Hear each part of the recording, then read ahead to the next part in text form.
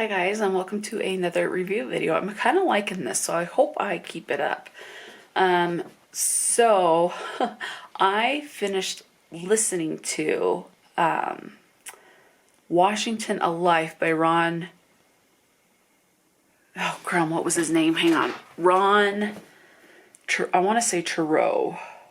Let me see. I'm just trying to pull it up on Goodreads here real quick. I don't think I've marked it as read yet, so I will as soon as I finish doing this update. Let's see. Chernow, Chernow. So yeah, Washington A Life. So this was a nonfiction. I would like to read a nonfiction per President of the United States. So I've just listened to this one by Washington. It was an audiobook. For me, that tends to be the best way to go with nonfiction, is to listen to it. So I hope to do more of that. I also would like to, when I was listening to this one, I realized I want to know more about Washington's wife, Martha. So I think my plan is to, at some point, listen about the life of Martha Washington and then go to the next president and then his wife and then the next president and his wife, etc. So we'll see how it goes with that. So I finished Washington. It was long. I feel like it was a little too long because there were parts where I just lost interest in it. I am going to give it, I think for a nonfiction, I'm going to give it 3 stars because I still struggle with some nonfiction. And this was very much, at times it felt like listening to a school history textbook. Not every time, but at times. And that's what lowered the rating for me. The narrator did a really good job, and there were some things that were really fascinating. Like Washington got sick quite a bit in his life, a lot of the time with dysentery. And for those of you who don't know what dysentery is, it's diarrhea. It could be very bad back in Washington's day. And it's I got the impression, if I understood it right, he didn't really want to be a president. He didn't want to be the president of the United States, but with his history with the war and how things resolved there and having to build this new country, his hand was kind of forced into it in a way. I mean, he was still willing on some level, but he was very much didn't think it was for him type of a thing. Anyway, so he was evidently very cordial, very, people would just stop by his house and he and Martha would just welcome him in with open arms. Washington had a lot of death in his life, especially when it came to children. So if listening or hearing about the death of a child is difficult, very much head with caution. It does not get descriptive as far as that goes. It's just like the one. I mean, there is one that it does get a little bit more descriptive, because I guess the daughter had epilepsy, and of course, knowing what medicine was like back then compared to now, when someone's having a seizure, they can die. So that's the most graphic, descriptive that it gets. Everything else is like kind of more of in passing. What I found interesting, which I did not know, is Washington didn't have his own biological children, if I'm remembering right, because now I'm doubting that.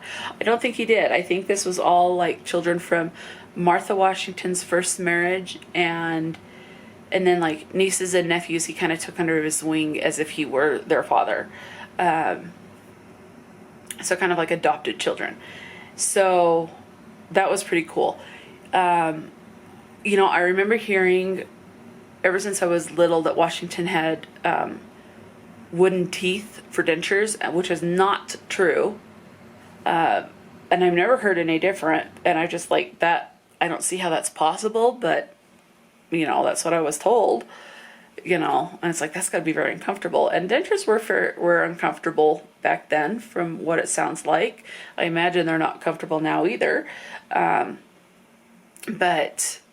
no, it was some kind of material, like, I don't even want to say ivory, but it was something that could split and can create the effect of like a wood grain on the teeth. So hence why he got the rumor that he had wooden teeth.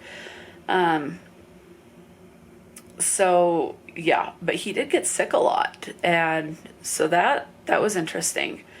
I'm trying to think what else was interesting. So he had a lot of slaves, like several hundred slaves, but he was kind of wishy-washy, I think, when it came to slaves. It's like he understood what it would look like if he were to free his slaves, and so he was leery of doing that. He did not want to split families up. It got to one point where he didn't even want to buy another slave, but when slaves started running away for their freedom, he was kind of put in a position where he thought he would have to, but thankfully he did not. They put up with something, and I can't remember what it was, but and he, in his will, he did free his slaves. However, all of the slaves that the Washington family owned could not be free with that, because some of them were Martha's, what they called dowry slaves, which I guess they belonged to the family, not to the individual. I'm so glad slavery does not exist anymore. This just sickens my stomach.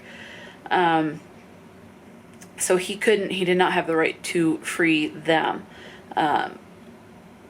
But the ones that he had got through something, I can't even remember, he could free. So, yeah. And this was interesting. Martha actually went to war with Washington. Obviously, she didn't fight, but she would stay at like the camp and act like a mother figure to those soldiers and just talk to them and be with them. And they evidently really appreciated that. So that was cool. Washington did not like a lot of attention. He would, like, obviously as president, when they come to a certain state, even nowadays, there's this big old fanfare, a bunch of people. He would try to go on like side streets to avoid all of that because he just didn't want the attention. He was very cordial when he had to be dealing with all of that, but he did not like it. So I thought that was very interesting. I think I remember that he was a big reader. Obviously, with being president of the United States, there's not going to be much time to read. And obviously, if you're at war, there's definitely not a lot of time to read. But anyway, things like that. He did have, so he wasn't married to Martha, but he did kind of flirt with a few other women. But nothing so serious as to go and have an all-out affair. There's like two women, I think one or two, definitely at least the one that was mentioned, that they kind of had a love correspondence via letters and little flirting and stuff. But his love was the country and his wife, Martha. So, I don't know, it was just interesting. Do I remember a lot? No. Am I willing to reread it? Yes. But obviously not right away. This is definitely a book because of how long it was. Like, this was over 20 hours of audio. I think it was like, I can't even remember, 24 or something like that hours. This is definitely something, I learned quite a bit about Washington, but this is definitely a book that I'm going to have to listen to again, to try and pick up even more from it, which I don't mind, because one, I did find it interesting. There were times where it dragged, but that's with fiction or nonfiction. But the narrator was really good. So if you want a good book about General Washington, check out Washington A Life by Ron Chernow. I think that's how you say it. But I do recommend listening to it via audiobook. I really liked the narrator. He had a very nice voice. So the narrator did a good job. That's it. So again, 3 stars on that one, just because I'm still trying to figure out fully how to rate that. I'm doing the 3 stars based on, it was interesting. There were times that it dragged, and I kind of zoned out. Yeah.